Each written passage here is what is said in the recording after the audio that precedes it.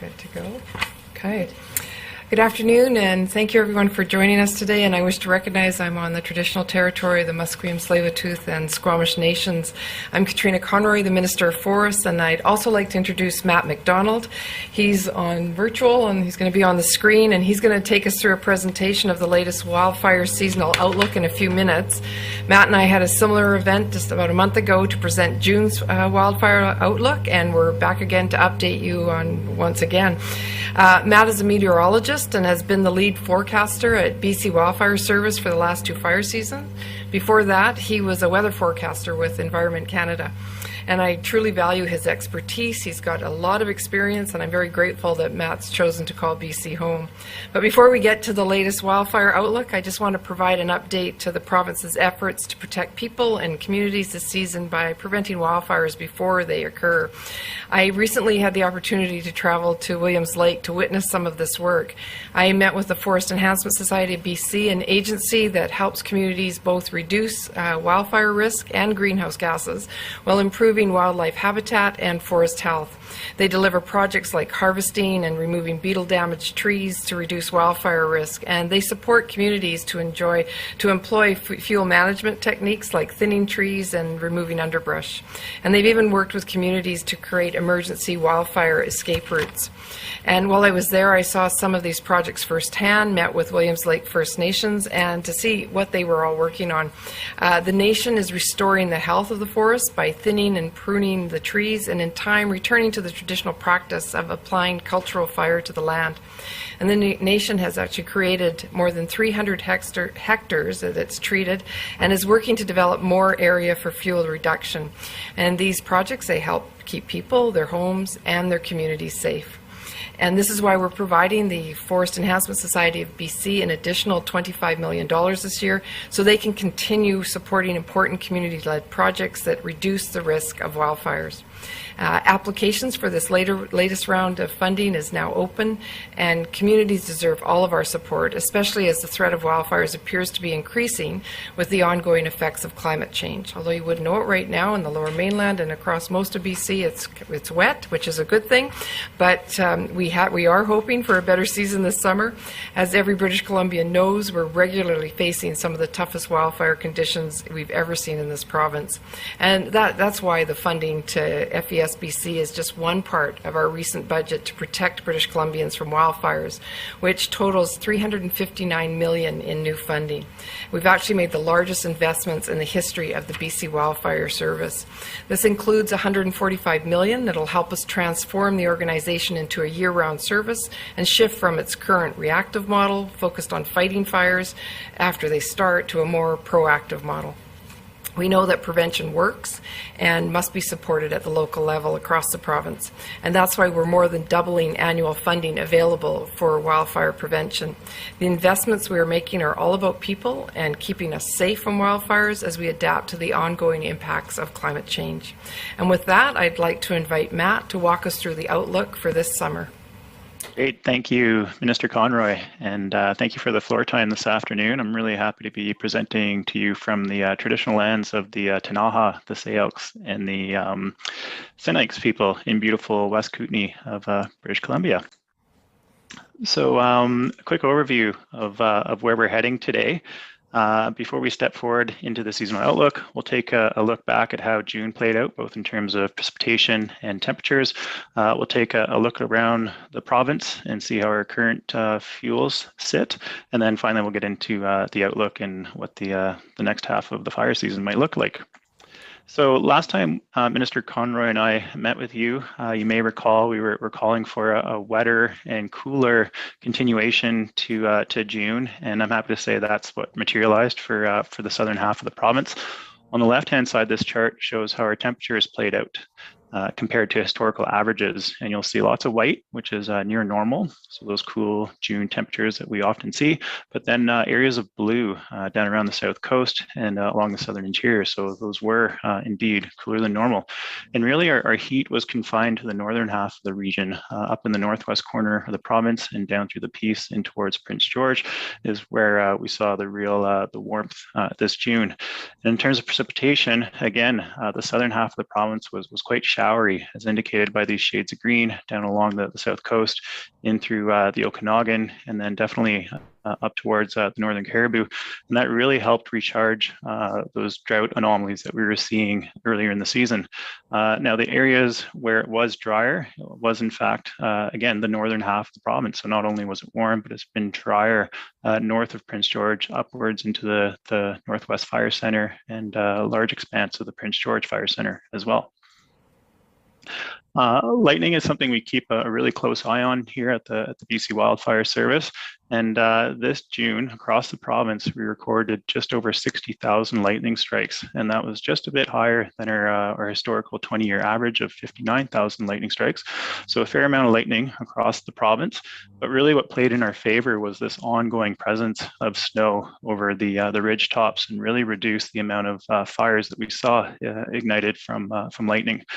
Typically, throughout the month of June, we usually see upwards of 110 lightning-caused fires start. But this year, much quieter thanks to all that snow and the humidity at Valley Bottoms as well. We only saw 30 new fire starts from lightning. Taking a look at where our fuels currently sit in and around the province, on the left-hand side here, we have our buildup index chart. And that represents the total amount of fuel that's readily available to burn, and where we currently sit compared to historical averages. And again, you'll see a lot of white and a lot of green. So we're either near normal or below normal. And not too surprisingly, up in the northwest corner of the province there, where we've seen those warm temperatures, the lack of precipitation, is where we have our most fuel that's readily available to burn. On the right-hand side here, we've got our drought codes and how they compare to normal for this time of year. And again, you'll remember perhaps from the beginning of June, we had a lot more pockets of yellow and brown around the province, particularly in the South Caribou, up and down the Okanagan, and a good portion of the Rocky Mountain Trench. And again, from that showery pattern that we've continued to see, we've helped to really recharge the moisture and eliminate the drought in those areas. But the area of interest here is up in the northwest corner of the province, where we're already seeing some fire activity. So from a statistics point of view, I think you'll all know that it's been a pretty quiet start to the fire season. We've recorded 217 wildfires as of July 4th, and comparing with our historical numbers, that's about half the number of wildfires for this time of year.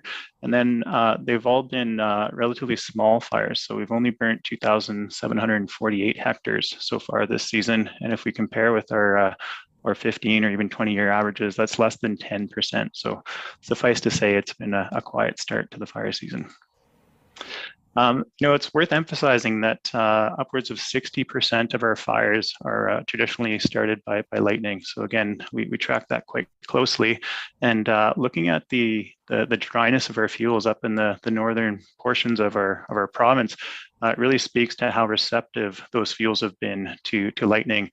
And just this past weekend, we had a bit of a lightning event up there. The vast majority of those strikes were dry, so not accompanied by any rain. And we saw 11 new fire starts up in the Northwest Fire Centre over this past weekend. We continue to see about 14 fires burning currently, with one of them growing over 2,000 hectares, burning close to Highway 37. As we move forward here in the latter half of July, really our success is estimated to continue to be high in the southern portions of the province, simply owing to the slow fire behavior due to those moistened fuels.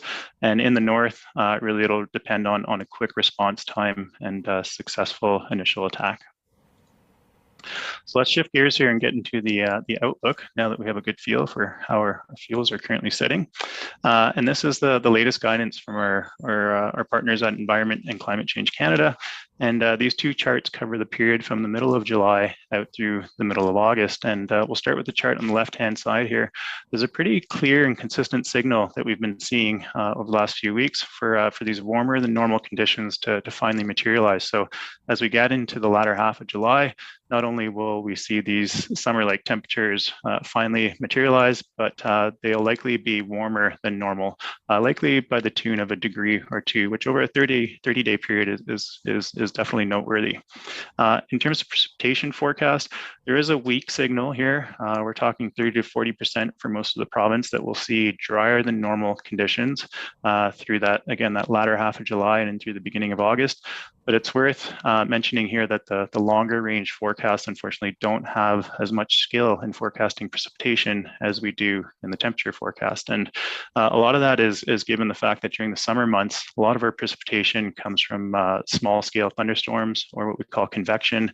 And that's simply impossible to forecast anything beyond kind of the 2 to 3 day period. So we'll have to see how the precipitation plays out, but we're rather confident that we will be getting into warmer conditions here as we get into the heart of summer.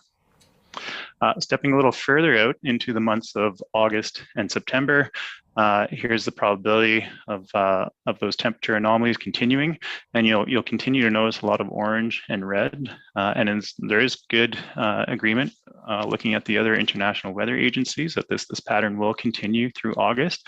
But as we get into September, we start to see that signal fade. So the confidence diminishes, and we'll most likely see a return to near seasonal temperatures as we get towards the end of August and into September. But definitely a little bit of heat for the middle of summer here. So what does this mean for our wildfire outlook? Really, through the first part of July here, we've seen ongoing showery pattern, primarily through the southern parts of the province. That precipitation, unfortunately, has eluded the northwest corner of the province, as well as the Yukon, where they're seeing quite an active start to the fire season. And really, to draw upon an example from the end of June here, it only takes 2 or 3 days of dry weather with a little bit of wind and warm temperatures. So if you recall that last week of June, we had a bit of a heat event, and these charts at the top here indicate our fine fuel moisture code. And all we needed was 3 consecutive days of warmth, a little bit of wind, and low relative humidities. And you can see just how quickly those fuels become receptive to ignition.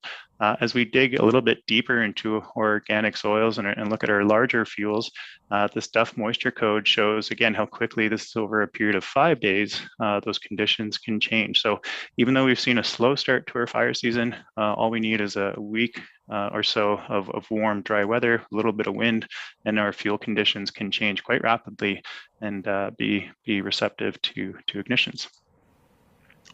So to wrap it up here, it was a cool and showery pattern through the month of June, again, for the southern 2/3 of the province, but really our focus right now is on the northern third of the province, from the Cassiar through the Liard into the Fort Nelson area, where fuels remain a lot drier.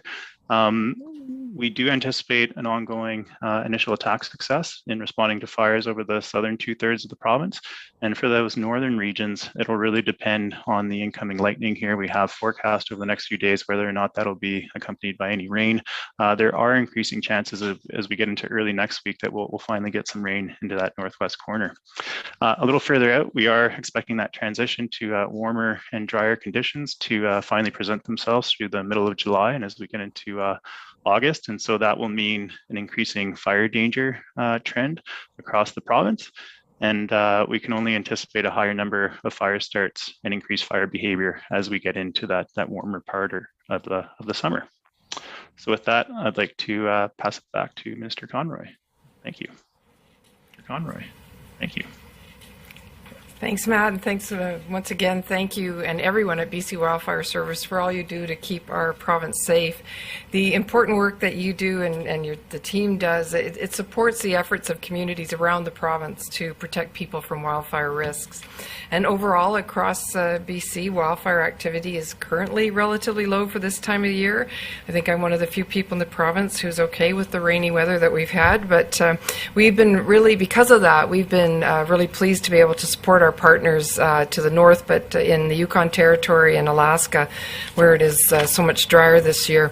There are actually currently 113 personnel from the BC Wildfire Service that are supporting the folks up in the Yukon, and this includes unit crews, initial attack crews, support personnel, and specialist resources like fire behavior analysts. Last year, during one of our worst and most challenging fire seasons, we gratefully received support from 960 17 out-of-province personnel, including resources from the Yukon. So supporting each other in times of need is really important and something that BC is proud to be able to do. And before we turn it over to questions, I just want to encourage everyone that's listening to visit the firesmartbc.ca website to learn what you can do to protect your home, your community, your neighbors. It's a great website, gives lots of good information, as well as I would encourage people to download the BC Wildfire app.